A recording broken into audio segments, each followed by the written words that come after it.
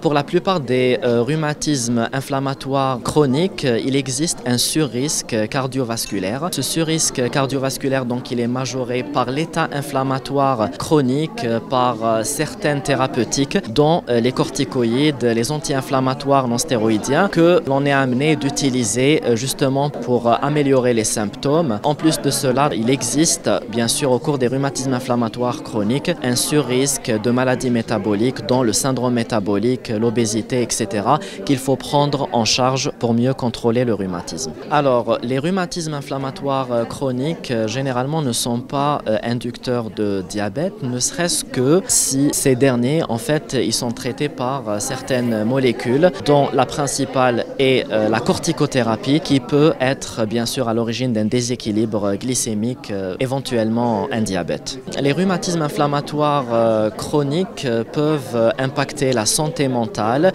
et être à l'origine de manifestations dépressives et anxieuses parce que c'est des affections qui peuvent donner des douleurs que l'on appelle douleurs inflammatoires, qui réveillent les malades la nuit. Donc les malades, même quand ils arrivent à dormir, ils dorment mal. Quand ils dorment mal, donc il y a une altération de la qualité de vie, donc des difficultés professionnelles.